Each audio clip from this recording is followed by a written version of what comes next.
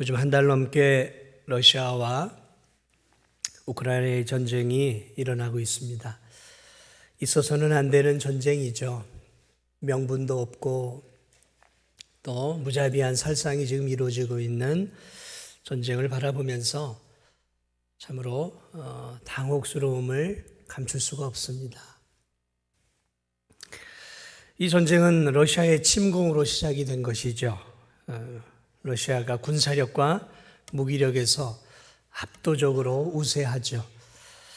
이 전쟁 초기에 모든 나라들이 러시아가 이제 우크라이나를 점령할 것이라고 다들 생각을 했습니다. 그런데 상황은 예측하지 못한 방향으로 지금 흘러가고 있습니다. 지금 이 러시아와 우크라이나의 두 나라의 전쟁이지만 조금 더 깊이 들어가면 두 나라의 전쟁이 아니에요. 그리고 이 두 나라를 지지하고 또 이 두 나라를 통해 유익을 얻는 많은 나라들이 이렇게 갈려져서 지금 전쟁을 하고 있는 거죠. 이 러시아는 우리가 알고 있는 것처럼 좀 벨라루스입니까? 그 벨라루스 과거에 구소련이었던 그 지역을 발판 삼아서 이제 북쪽으로 이렇게 또 공격을 하죠. 그러니까 벨라루스는 러시아의 완전히 편이죠. 그리고 이 중국이라고 하는 이 나라가 은근히 지금 러시아 편이에요. 언제나 러시아 편이었어요. 같은 공산주의 나라였기 때문에 러시아 편이란 말이죠. 그리고 미국을 비롯한 유럽과 일본은 확실하게 지금 우크라이나 편에 서 있습니다. 이제 군사 개입은 하지 못하고 무기와 다양한 전쟁 물자를 주고 있잖아요. 지금 두 나라가 싸우고 있지만 보이지 않게 지금 많은 나라들이 갈려서 이 두 나라를 지지하고 있습니다. 지금 우리나라도 우크라이나 편에 서서 인도주의적인 차원에서 이렇게 도움을 주고 있는데 아무래도 러시아를 의식해서 이제 어정쩡하고 엉거주춤하게 우크라이나 측에 서 있는 그런 모습을 볼 수 있습니다. 앞으로 이 전쟁이 어떻게 흘러갈지는 조금 더 지켜봐야 하겠지만 어쨌든 중국이 이제 러시아를 본격적으로 도우려고 하는지 또는 미국과 유럽이 앞으로 어떻게 더 우크라이나를 지원하며 러시아의 목줄을 쥘 것인지에 따라서 이제 전쟁의 승패가 이제 결정이 날 것입니다. 저는 이 현대의 전쟁을 바라보면서 어쩌면 이렇게 고대의 전쟁과 무기는 다르지만 어떻게 이렇게 유사할 수 있을까 그런 것들을 생각해 보았습니다. 저는 오늘 이 창세기 14장을 통해서 여러분과 함께 전쟁에 대한 이야기를 좀 나눠보려고 그래요. 오늘 이 본문에 나오는 이 고대의 전쟁은 기록된 문서상으로는 가장 오래된 국제전쟁입니다. 그러니까 가장 오래된 문서상에 기록되는 국제전쟁이에요. 굉장히 주목해야 할 전쟁이죠. 오늘 본문은 이 북방의 네 연합 군대와 저 이 아래 사해 아래쪽에 있는 작은 다섯 나라와의 네 나라와 다섯 나라의 국제전쟁이에요. 국제전쟁입니다. 그래서 이 북방의 네 왕들이 보니까 엘람, 시날, 엘라살, 고임 왕이에요.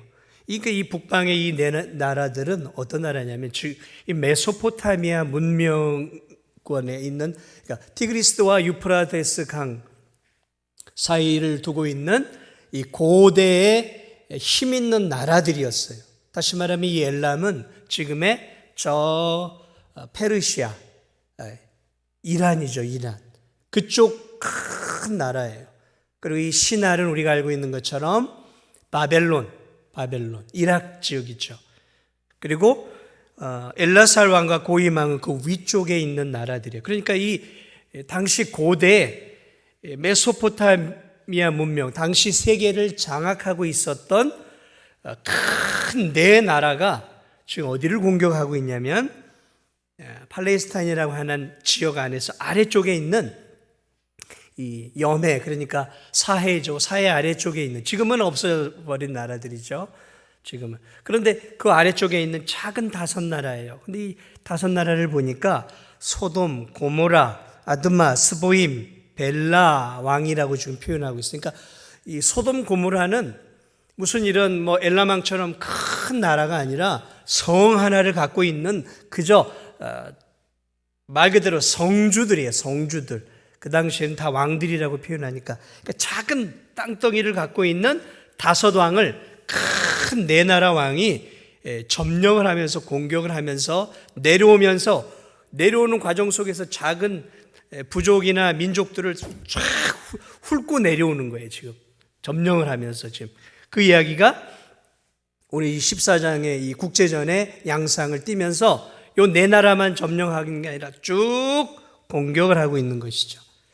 이 전쟁의 명분이 뭐고 이유가 무엇인가 봤더니 이 페르시아, 이 엘람왕이죠. 큰 제국을 다스리고 있었던 이 그돌라오멜이 지금 열이 받았어요. 왜 열이 받았냐면 이 사해 지역의 5왕들이 지난 12년 동안 이 엘람왕에게 조공을 바치면서 섬겼던 나라들이에요. 그러니까 12년 동안 엘람왕 그돌라오멜을 섬기면서 이제 조공을 힘겹게 바쳤는데 13년째 가서 이 5나라가 뭉쳐서 야 이제 그만하자 하고 이 엘람왕을 배신을 때린 거예요. 왜 배신을 때렸는지 성경은 정확하게 기록해 놓고 있지 않지만 대개 배신을 하는 경우에는 그 나라가 정세가 우수선하거나 약해질 때 군사력이나 이런 것들이 약해질 때란 말이죠. 이 약해지다 보니까 이제 이렇게 13년째 이제 반란을 일으켜서 조공을 거부한 거예요. 이 엘람왕이 이제 화가 난 거죠. 감히 이것들이 나를 배신을 해? 그래 이제 전쟁을 준비한 거예요. 1년 동안.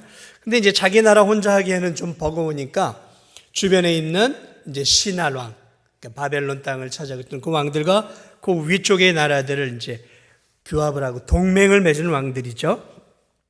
그래 이 엄청난 군사력을 끌고 온 거예요. 게임이 안 되는 거죠. 여기는 아주 작은 성을 갖고 있는 5나라고 저 위에는 고대 제국의 패권을 장악하고 있던 나라들이 연합해서 내려온 거란 말이죠. 이 뭐 게임이 될 수 없었겠죠. 그러니까 쭉 내려오면서 이 메뚜기들이 쭉 점령을 하면서 이 곡식을 먹어치우는 것처럼 위서부터 이렇게 훑어서 쭉 나라들을 지금 먹어오면서 이 5나라를 이제 포위한 거죠. 그리고 전쟁을 하면서 응징을 하게 되어지는데 꼼짝없이 이 5나라가 이제 패하게 되는데 특별히 가장 큰 피해를 입었던 나라가 어디냐면 소돔이에요. 소돔. 그러니까 이 소돔이 특별히 약탈을 당하고 소돔 안에 있는 모든 사람들이 지금 다 끌려가게 돼요. 재물과 함께 다 끌려간 거예요. 그러니까 성 자체가 거의 뭐 망했다 할 만큼 끌려가게 되는 거죠. 자, 이렇게 지금 고대 전쟁을 정확하게 지금 성경이 기술을 해놓고 있는데 왜 성경이 이 고대 국제 전쟁을 기록해 놓았을까? 이유는 단 하나예요. 바로 이 네 나라 왕에 의해서 완전히 무너질 위험에 처해진, 그러니까 이 소돔 지역에 바로 누가 살고 있었냐면 지난 시간에 제가 주일날 얘기했던 것처럼 아브라함을 떠난 조카 롯이 요단 강을 따라 쭉 내려가다가 결국 어디에 정착을 하게 되었냐면 악의 소굴과 같았던 타락한 문명의 꽃을 피웠던 이 소돔 땅에 정착을 하고 살고 있었던 거예요. 그러니까 지금 이 포로 가운데 롯과 또 롯의 모든 한평생 쌓아놓았던 재물이 다 끌려간 거죠. 아브라함을 떠나 부유한 인생이 되기를 추구하며 소돔까지 갔던 이 롯의 인생이 이제 망한 거죠. 끝난 거죠. 자, 이 하나님의 사람이 세상을 사랑해 소돔까지 갔다가 이제 노예가 되고 포로가 되어서 끌려서 저 이제 북방으로 끌려가고 있었어요. 그래 이제 그 소식을 거기서 이제 살아남은 소돔 사람 하나가 이제 찾아와서 아브라함에게 전해준 거죠. 당신의 조카 롯과 소돔 모든 사람들이 다 지금 끌려갔다. 이제 그 이야기를 듣고 아브라함이 자신의 집에서 키운 군사 318명과 그 헤브론 주변에 있는 이제 세 어떤 이제 부족장들과 동맹을 맺어서 그들과 함께 이제 연합 군대를 형성을 해서 이제 치고 올라가는 거죠. 와서 기습을 하면서 빼앗겼던 롯과 소돔 사람들과 재물들을 다 찾아서 돌아오는 내용. 그것이 오늘 우리가 읽은 14장의 고대 전쟁의 전투의 내용입니다. 자, 저는 오늘 이 고대 전투 속에서 아브라함이 행했던 이 전쟁이죠. 전쟁사를 통해 우리가 좀 몇 가지 귀중한 진리를 오늘을 살아가는 우리들이 좀 받았으면 좋겠다는 마음으로 이 말씀을 좀 준비했습니다. 여러분이 아브라함은 하나님을 믿는 하나님의 자녀였어요. 그러므로 아브라함은 평화를 사랑하는 평화주의자예요. 평화주의자.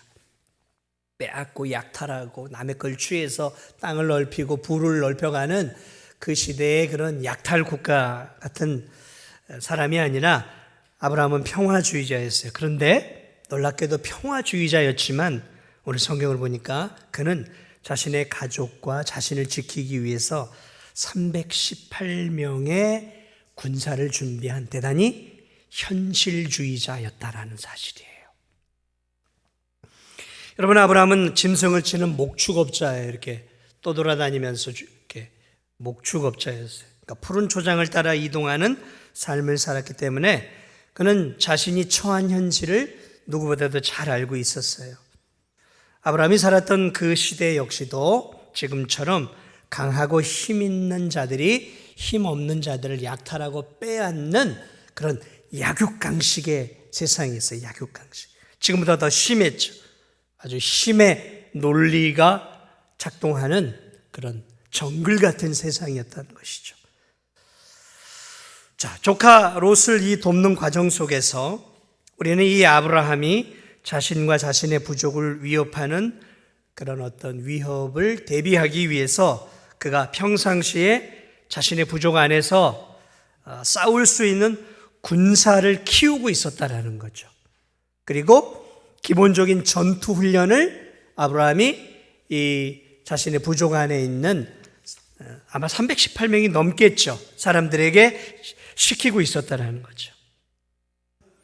그러니까 아브라함의 시대는 지금과 같은 법과 원칙이 있었던 시대거나 무슨 유엔이라든지 국제사회에 매서운 눈초리가 있는 그런 시대가 아니었어요. 무슨 미국 같은 그런 경찰 국가가 있는 그런 시대가 아니었어요. 그냥 약하면 그저 다 빼앗기고 죽는 그런 시대였단 말이죠. 힘이 법이었어요. 힘 있는 자가 원칙이었어요. 그러므로 아브라함은 평화주의자였지만 자신의 생명과 가족과 부족을 지키기 위해서 그는 318명이라고 하는, 최소한의 318명이라고 하는 정예 부대를, 남자들을 싸움에 나갈 수 있도록 단단히 훈련시켜 놓고 있었다라는 것이죠. 이 318명은 목축업에 종사하고 있었던 당시 아브라함의 하인들 또는 종들, 그들의 자녀 손들이었을 거예요. 장정들이죠. 그러므로 아브라함이 저 이집트를 거쳐서 다시 가나안 땅에 정착하면서 그의 부가 어느 정도였는지를 대략 짐작해 볼 수 있는 거죠. 싸움에 나갈 수 있는 장적이 최소 318명이었다라는 것은 굉장히 큰 부를 가지고 있었다는, 거부였다라는 거죠. 거부예요, 거부. 자, 그러니 이 거부가 자신의 부족을 지키기 위해서 나름 최선을 다하고 있었다라는 사실을 우리가 이 고대사 전쟁을 통해 놓쳐서는 안 된다는 것이죠. 사랑하는 여러분, 아브라함은 전능하신 하나님이 자신과 함께 하신다는 사실을 누구보다 잘 알고 있었어요. 하나님이 자신의 편이고 자신을 돕고 자신을 통해 큰 민족을 이루실 것이라는 그 믿음을 갖고 있었어요. 그러나 아브라함은 그럼에도 자신이 족장으로서 해야 할 일들을 게을리하지 않았어요. 목축업에 충실했을 뿐만 아니라 하나님이 지켜주실 것을 알았지만 그는 유사시에 전쟁을 대비했던 사람이에요. 그래서 집안의 장정들이 싸울 수 있도록 훈련시키는 일에 게을리하지 않았다라는 거예요. 그렇습니다. 우리가 하나님을 신뢰한다고 해서 내가 해야 할 의무까지 게을리해서는 안 돼요. 하나님이 나를 도우시니까 나는 그냥 아무것도 하지 않아도 돼라고 살아가는 것은 그건 무책임한 인생이에요. 그것은 하나님을 사실 신뢰하지 않는 인생이에요. 정말 하나님을 신뢰하는 인생은 하나님이 할 일은 하나님이 하시지만 내가 해야 할 일은 내가 최선을 다해야 한다는 것이죠. 내가 해야 할 일들을 준비하는 것이죠. 유사시에 다른 부족이, 다른 민족이 아브라함을 공격할 수 있단 말이죠. 그랬을 때 족장으로서 자신의 가족과 부족의 생명과 안위를 책임져야 하는 무거운 책임감을 아브라함은 가지고 있었고, 그 책임을 다하기 위해서 그는 유사시를 대비해 최소 318명이라고 하는 전투에 나갈 수 있는 사람을 훈련시키고 있었다라는 거예요. 그냥 목축업만 하고 있었던 게 아니에요.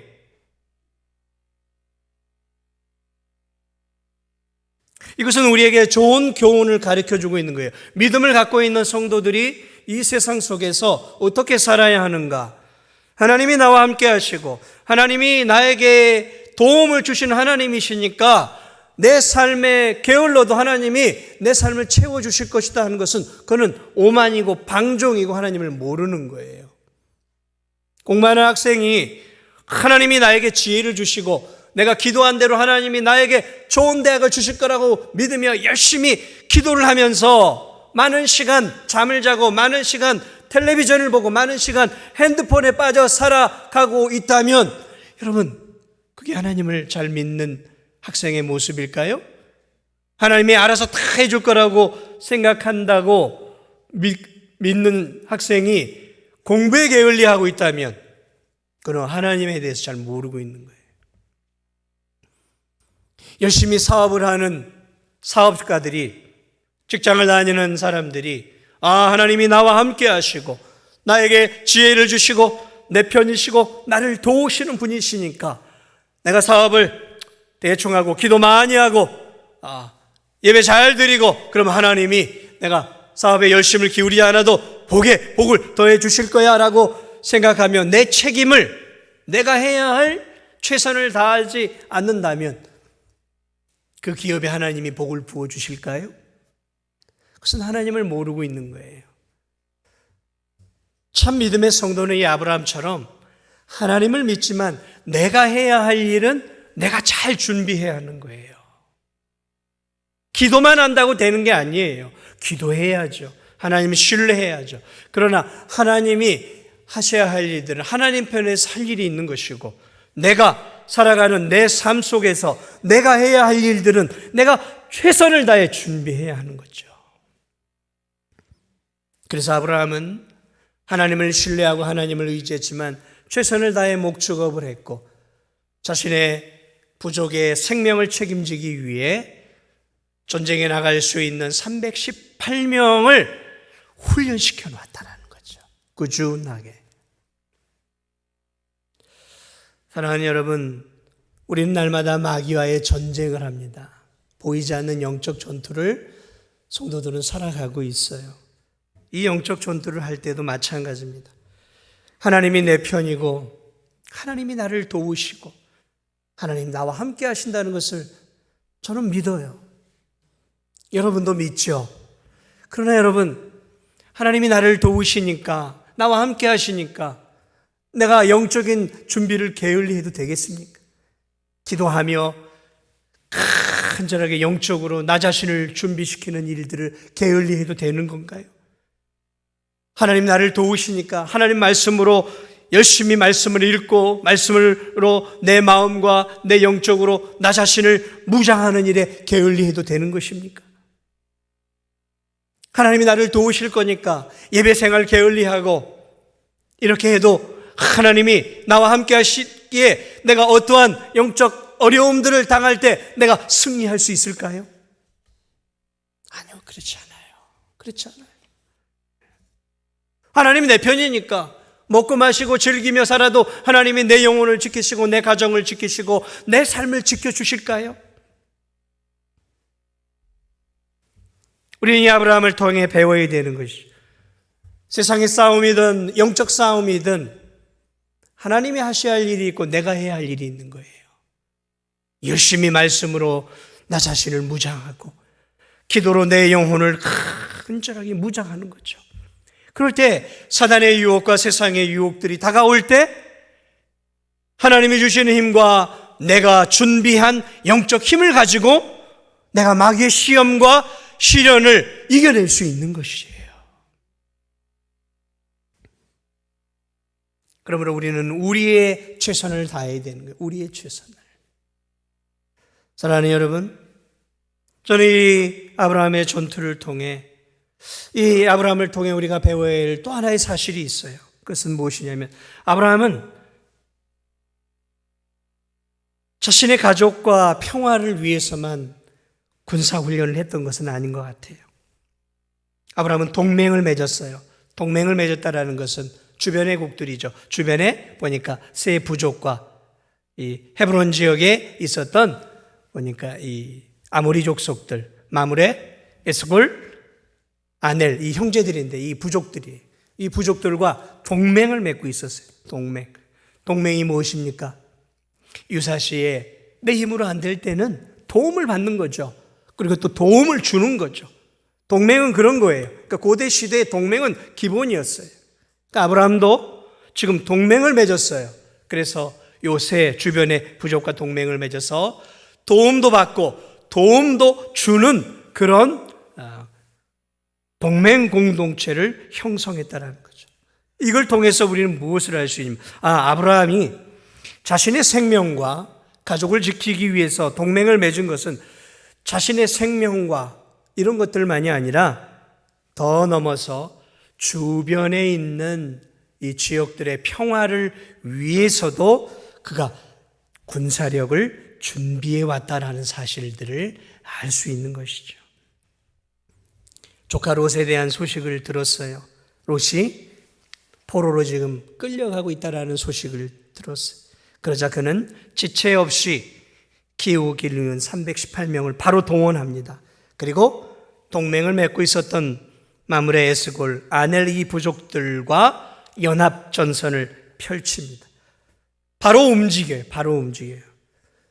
바로 움직이고 있었다라는 것은 무엇을 말하고 있냐면 아브라함이 겨우 자기 부족만을 생각하고 있었던 것이 아니라 좀 더 넓게 평화를 유지하고 평화를 만들어가는 사람으로 자신의 군사력을 준비하고 있었다는 거죠. 사실 저 같으면 이 조카 롯을 도와야 할지 깊은 고민을 했을 것 같아요. 왜냐하면 이 아브라함이 제가 볼 때 이 롯은 아브라함이 굳이 도와야 할 필요가 있을까라는 의문이 들 수 있었어요. 왜냐하면 그는 세상을 사랑했거든요.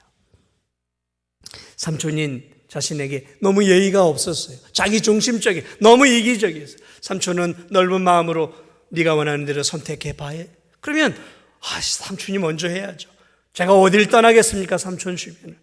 그러면서 이렇게 겸허하게 가야 되는데 이 롯은 세상이 너무 좋았어요. 물질이 좋았어요. 그래서 삼촌을 떠나버렸어요. 그리고 하나님이 기뻐하지 않는 쪽으로 물질을 따라가다가 결국 물질의 끝판왕이었던 소돔으로 들어가 버린 거예요. 자, 그러므로 아브라함이 이렇게 생각할 수 있는 게 쌤통이다 이놈아. 물질을 따라가더니 쌤통이다. 네가 하나님을 멀리하더니 하나님이 벌을 내렸구나. 그래, 철저하게 피눈물 나게 한번 좀 고생 당해봐라. 이럴 수 있지 않았을까요? 충분히 그럴 수 있었을 거예요. 아니, 이렇게 생각할 수도 있었겠죠. 지금 이 네 왕은 아브라함이 상대할 수 있는 그게 아니에요. 저 위에 메소포타미아 문명 지역을 다스리는 거대한 나라들이에요. 거대한 문명을 가진 나라들이란 말이죠. 그런데 겨우 318명 부족들 해봐야 한 1000여 명이나 됐겠습니까? 그 싸움이나 되겠어요? 그런데 아브라함은 지체하지 않아요. 바로 준비해서 바로 연합군을 형성을 해서 바로 추격해요. 그럼 뭘 말하고 있습니까? 아브라함의 마음속에는 그저 자기 자신을 지키기 위해 군대를 만든 것이 아니고 동맹을 한 게 아니라 평화를 유지하기 위해 또 주변의 평화를 생각해서 자기만이 아니라 좀 더 넓은 평화를 생각했던 거예요. 넓은 평화를. 그래서 조카를 위해 힘을 다해 이렇게 목숨을 걸고 롯을 구하기 위해 가는 아브라함의 모습을 봐요. 참 관대하죠. 아브라함의 참 관대함, 용서의 마음, 그렇죠? 용서하는 마음. 그런 아브라함의 모습도 함께 볼 수 있는 것이죠. 지금 이 러시아와 이 우크라이나의 전쟁, 푸틴이 지금 20년 동안 장기 집권을 하고 있잖아요. 대통령도 했다, 총리도 했다, 다시 또 대통령 되었다가 법도 개정해서 죽을 때까지 지금 하려고 지금 하고 있잖아요.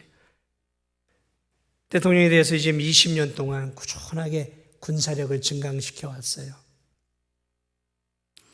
왜 군사력을 증강시켜 왔을까요? 드러났어요. 자국의 안정만을 위한 게 아니었어요. 주변국들의 평화를 위해서가 아니라 구소련의 영광을 재현하고 싶었던 거예요. 왜냐하면 그는 구소련 시대 KGB 요원으로 구소련의 영광을 맛보았던 자예요. 그러니까 그는 이 거대한 소련 제국의 그 영화를 누렸고 맛보았던 사람이에요. 그러니까 다시 그러한 그 제국의 영광을 다시 재현해보고자 하는 욕망이 그의 안에 있는 거예요. 욕망이. 그의 군사력을 증강시켜서 미국 다음으로 군사력을 증강시켰고 이제 과거의 영광을 위해 지금 이렇게 옛 구소련 지역이었던 우크라이나를 이기적인 목적으로 지금 공격을 하고 있는 거죠. 여러분 이 중국을 보세요. 우리 주변에 이 무서운 중국 꾸준하게 군사력을 증강시키잖아요. 세계 3위예요. 왜 그럴까요? 자국이 안 보여? 누가 중국을 건드립니까? 그런데 꾸준하게 증강시키. 왜요? 주변국들을 억압하기 위해서. 기회만 되면 지금 대만을 먹으려고 공식 선포했어요. 북한의 김정은을 보세요. 핵미사일 자국을 보호하기 위해서일까요? 거의 대부분의 나라들이 그래요. 자국의 보호와 주변의 평화가 아니라 기회만 되면 늑대처럼 약한 나라를 먹기 위해서요. 그때나 지금이나 지금의 이 국제전은 이 내전들을 보면 동일한 양상이에요. 변화가 없어요. 그런데 오늘 여러분이 아브라함을 보세요. 아브라함은 이 부족을 넘어 민족으로 지금 나아가고 있어요. 굉장히 큰 부족이에요. 그런데 지금 그는 군사력을 증강시키는 목적이 더 힘을 키워서 더 큰 부족을 만들고 주변에 부족들을 세워서 민족을 만들고 나라를 만들어서 큰 나라를 향한 그런 야망을 갖고 있는 것이 아니에요. 그는 자신의 부족의 평화만이 아니라 주변국들의 평화를 위해서 군사력을 증강시키고 군사훈련을 시켰던 것을 오늘 이 전쟁을 통해서 보여주고 있다는 것이죠. 저는 지금의 이 전쟁들을 보면서 이 대한민국을 깊이 생각해 봐요. 저도 대한민국을 사랑하고 여러분도 대한민국을 사랑해요. 그렇습니다. 우리는 대한민국을 사랑해야 하죠. 저는 이 대한민국이 적어도 다른 나라에게 눌리고 무너지는 그런 나라가 되지 않았으면 좋겠어요. 저는 그래서 이 대한민국이 더 강한 나라가 되었으면 좋겠어요. 더 국방비를 쏟고 더 군사력을 저는 키워야 된다고 봐요. 왜냐하면 우리 주변을 보세요. 우리 주변에 러시아, 중국, 북한, 일본, 여러분 이 세계 대군사력 강국입니다. 둘러싸여 있어요. 그리고 우리는 지난 100여 년, 200여 년 전에 그런 나라들을 통해서 수많은 고통을 당해왔어요. 정말 하나님의 은혜로 지금 기적 같은 경제력을 유지하고 기적 같은 지금 강한 군사력을 지금 갖고 있어요. 그러나 여러분 이 나라가 어떻게 될지 어떻게 알겠습니까? 영적인 전쟁도 마찬가지예요. 사랑하는 여러분, 내 신앙 하나 잘 지키기 위해서 우리가 영적으로 무장하는 거 아니에요. 내 신앙 지켜야 돼요. 내 신앙 지키기 위해서 열심히 기도해야 합니다. 내 믿음 지키는 거 쉽지 않아요. 저도 제 믿음 하나 지키는 거 어려워요. 그래서 몸부림치고 기도해요. 몸부림치고 말씀 붙잡고 살고 몸부림치면서 순종해 보려고 애를 써요.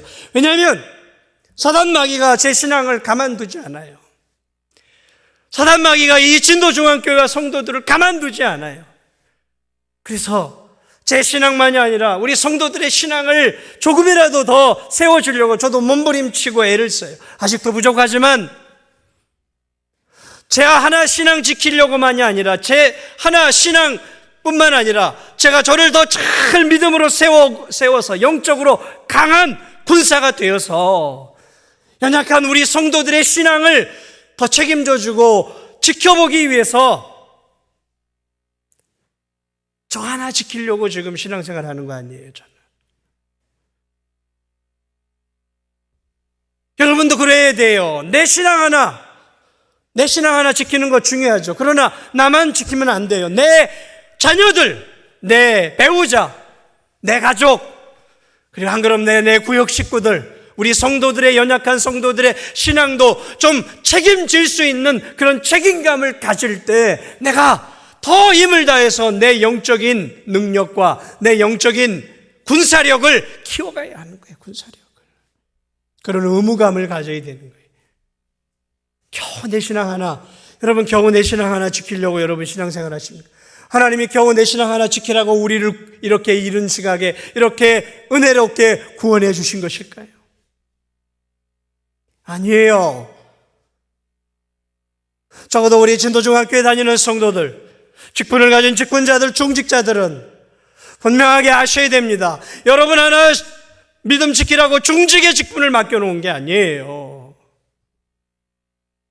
내 가정, 연약한 성도들의 신앙을 돕고 세워주고, 그래서 그들이 하나님의 영적 군인으로서 믿음의 신앙생활을 잘 감당할 수 있도록 도우라고 여러분들을 세워주십니다. 그러므로 사실 우리는 서로서로 동맹을 맺어야 되는 거예요. 서로서로에게 힘이 되어주는 거예요. 힘이 되어주는, 서로를 위해 기도해 줘야 되는 거예요. 서로를 위해 믿음의 선한 싸움을 싸울 수 있도록 격려해 줄 수 있어야 되는 것이죠. 그럴 때 나 하나만이 아니라 우리 서로가 연합이 되어서 함께 영적인 이 전쟁터에서 믿음의 신앙생활을 승리할 수 있고 더 강한 하나님의 나라를 만들어 갈 수 있음을 여러분 믿으시기 바랍니다. 그게 동맹이에요. 그게 동맹. 동맹은 서로에게 유익을 주는 것이죠. 영적 동맹.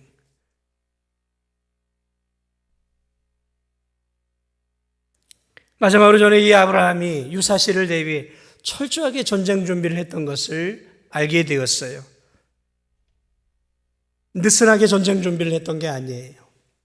오늘 이 조카 롯이 사로잡혀 끌려가고 있다는 소식을 듣고 이 지금 기민하게 움직이는 아브라함의 모습을 보세요. 바로 동맹국들과 연합을 하고 318명 정예 부대를 끌고 바로 달려 올라가지 않습니까? 달려 올라가잖아요. 그러나 감정적으로 전쟁을 하지 않아요. 아브라함에게는 전략이 있었어요. 전략이. 전면전은 안 된다. 저 큰 나라들과 전면전은 안 된다. 전략이에요.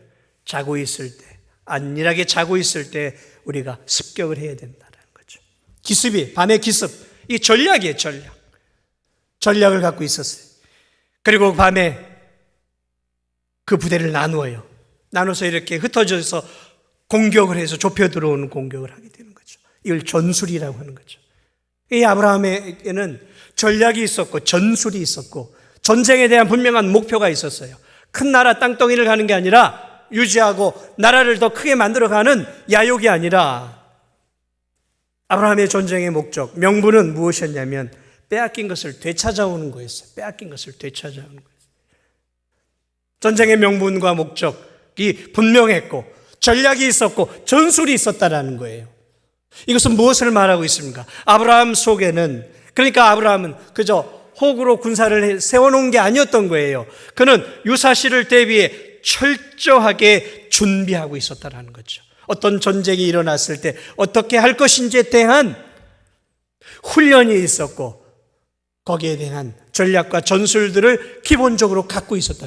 그러면 아브라함은 단순한 족장, 단순한 목자가 아니라 그는 장군이었어요. 장군이. 전략과 전술을 가지고 전쟁의 목적을 분명히 알고 있었던 평화의 장군이었던 거예요. 저는 이 본문을 바라보면서 아브라함이 우리가 생각하고 있었던 그런 정도의 아브라함이 아니었었다라는 것이죠. 그는 하나님을 믿는 신실한 사람이었고 하나님을 의지하는 사람이었고 평화주의자였지만 현실을 무시하는 사람이 아니었어요. 그는 현실을 꿰뚫고 있었던 현실주의자였고 그래서 그는 하나님을 의지하면서도 하나님의 은혜 안에서 자기 자신을 철저하게 준비하고 동맹을 맺고 그리고 유사시를 대비해 전쟁을 치를 수 있는 모든 것들을 준비해 놓았던 믿음의 사람이었다라는 것이죠. 믿음의 사람은 이런 것이구나. 저는 이 아브라함을 바라보면서 영적 전쟁을 준비하고 이 땅을 살아가는 우리들이 참 이 정말 믿음의 조상 이 아브라함을 통해 다시 한번 우리가 어떻게 이 세상 속에서 살아가야 하는지에 대한 귀한 교훈을 이 전쟁을 통해 배울 수 있는 것이죠. 이 나라도 마찬가지. 이 나라도 배워야 되는 거예요. 배워야 되는 거예요. 둘째 아들이 지금 철원에서 군인으로 복무하고 있어요. 요즘은 전화 통화를 해줄 수 있도록 배를 해서 자주 전화를 와요. 훈련이 힘들다고 자꾸 전화가 와요. 힘들 때. 그래, 아이고, 힘내라. 저항 안 해. 이제 위로를 해줘. 힘내. 조금 남았어. 이제 힘내. 그래서 제가 속으로 그렇게 생각해요. 이놈아, 그럼 군인이 힘들지 그러면은 놀고 먹으러 간 거야? 여기까지 나오지 말은 안 하죠. 제 속으로 그래. 이놈아, 군인이 뼈 빠지게 죽을 힘 다해서 훈련해야지 그러면. 여러분, 군인은 훈련을 해야 하는 거예요. 목숨을 걸고 나라를 지키는 자리, 유사시에 전쟁이 나가면 우크라이나 군인들이 전장에 나가 싸우다가 죽어야 하는 것처럼 죽는 자리까지 나가는 게 군인인 거예요. 총을 들고 나가야 돼요. 대포를 들고 나가야 되는 거예요. 그런데 여러분, 평상시 전투훈련이 전혀 안 돼 있으면 어떻게 되겠습니까? 그러면 죽는 거예요. 요즘에 이 러시아 우크라이나 전쟁에 지금 참혹한 일들이 우크라이나만이 러시아 군인들에게도 일어나고 있어요. 이 대부분의 군인들이 징집병이에요. 징집병. 그러니까 군사훈련을 6개월, 1년도 채 받지 않은 초짜들이 대거로 온 거예요. 대거로 온 거예요. 그러니 이 어린 아이들이, 청년들이 전쟁에 나가 포탄이 쏟아지고 막 탱크가 터지고 총소리가 나니까 막 이 정신을 못 차리고 도망을 가기 시작하는 거예요. 오합지졸이 많은 거예요. 오합지졸이 많은 거예요. 전쟁 준비가 안 돼 있는 러시아 청년들이 징집이 되어가지고 준비가 안 돼 오니까 막 포탄이 날라오고 막 미사일이 날라오고 막 그러니까 이 정신을 못 차리는 거예요. 이제 우리나라 군대가 많이 약해졌다 그래요. 군인들이 그런 얘기들 해요. 군인들 얘기해요. 우리나라 지금 군인 말이 아닙니다. 말이 아닙니다. 그런 얘기들. 공기가 너무 많이 빠졌대. 군사훈련도 예전 같지 않다고 그런 얘기들. 한미 군사 연합훈련도 많이 축소됐다 그래요. 저는 그런 얘기를 들을 때마다 너무 답답한 거죠. 왜요? 철저하게 준비해야 되는 거예요. 한 나라나 한 개인이든 그것이 영적인 준비든 진짜 군사력이든 철저하게 준비해요. 여러분, 왜 미국이 세계 최강국이 되신 자입니까? 군사력도 세계 최강이지만 그들의 군사훈련을 보면 그들은 실전을 방불케 하는 군사훈련들을 해요. 어영부영 하는 둥 마는 둥 하지 않아요. 하는 둥 마는 둥.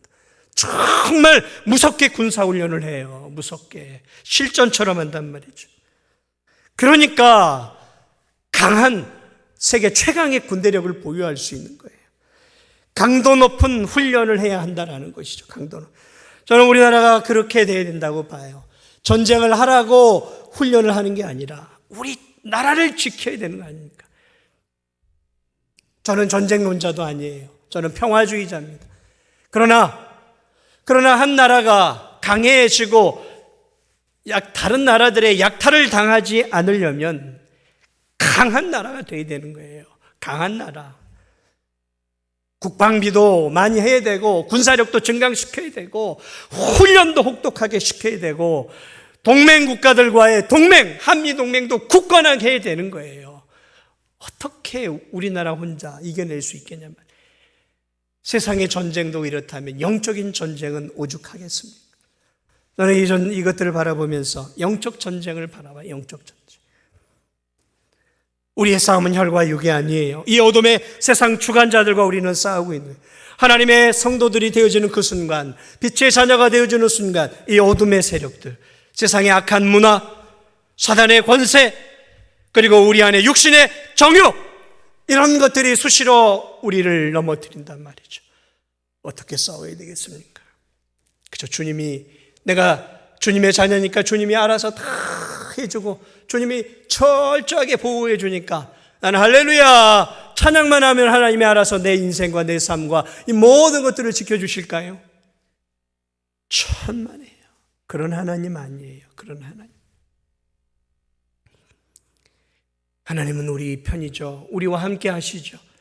그러나 하나님은 우리가 이 세상을 살아가면서 우리가 해야 할 최선의 영적 전쟁 준비를 잘하기를 원하세요. 사랑하는 여러분에게 질문을 드립니다. 여러분은 이 세상 속에서 영적 준비를 철저하게 하고 살아가고 있습니까? 맨날 인상을 쓰고 맨날 힘들어하고 맨날 어려워한다는 것은 뭘 말하는 것일까요? 영적으로 내가 매일매일 지고 있다라는 거죠. 항상 기뻐하라. 쉬지 말고 기도하라. 범사에 감사하라. 어떻게 항상 기뻐할 수 있겠어요? 어떻게 범사에? 어떻게 항상? 그것은 내가 영적으로 무장되어 있을 때. 사랑하는 여러분 자신을 무장하십시오. 그냥 천국 가는 거 아니에요. 무장해야죠. 그리고 동맹군을 결성하십시오. 나를 위해 기도해주고 내가 기도해주고 서로 간의 영적인 위로와 말씀을 나누고 서로에게 힘이 되어줄 수 있는 영적 동맹군이 있어야 되는 거예요. 영적 동맹. 우리 모든 교회인 다 그렇게 되면 좋겠지만 그렇게 되기는 어렵잖아요. 그러니까 신앙을 나누고 말씀을 나누고 기도 제목을 나누고 아픔을 나눌 수 있는 그런 영적인 동맹군들이 내게 좀 있어야 되는 거예요. 그리고 더 중요한 것은 우리와 진정한 동맹을 맺고 우리와 함께 하시는 이 하나님, 살아계신 하나님을 언제나 신뢰하고 이 하나님을 바라보면서 믿음으로 살아가는 것이죠. 성경은 기록되어 있지 않지만 이 전쟁에서 아브라함은 하나님을 붙잡고 나아갔어요. 그저 무모하게 조카를 살리겠다고 저 거대한 나라들에게 도전한 게 아니에요. 하나님이 주신 약속의 땅을, 하나님이 주신 약속의 백성을 건드렸기 때문에 아브라함은 하나님께서 자신과 함께 하셔서 다시 저 하나님의 백성을 되찾아오게 하실 것이라는 그 믿음이 있었던 거예요. 그 믿음. 그러므로 아브라함의 전쟁은 결코 무모한 전쟁이 아니었어요. 참 하나님을 붙잡고 그리고 자신이 준비한 실력을 가지고 동맹군들과 함께 전쟁을 했고 그 지혜로운 전쟁을 통해 그는 승리하며 하나님 말씀하신 대로 복의 통로의 역할을 감당하기 시작해요. 너는 세상의 복의 통로, 복의 근원이 될 거라 했던 그 하나님의 약속이 소돔을 건져내고 소돔 백성을 건져내고 롯을 건져냄을 통해 아브라함이 정말로 하나님의 복의 근원으로서의 역할을 감당하는 이 놀라운 모습들을 바라보며 저와 여러분이 오늘 이 세상 속에 예수 그리스도를 믿음으로 하나님의 복의 통로로 아브라함처럼 세워졌다는 사실을 늘 기억하면서 하나님을 붙잡고 믿음으로 잘 세워져서 아브라함처럼 복의 통로로 복을 흘려보낼 수 있는 다른 영혼들을 살리고 세워줄 수 있는 그러한 저와 우리 성도들이 되시기를 예수 그리스도 이름으로 축복을 드립니다. 우리 이 시간 함께 기도하기를 원합니다. 하나님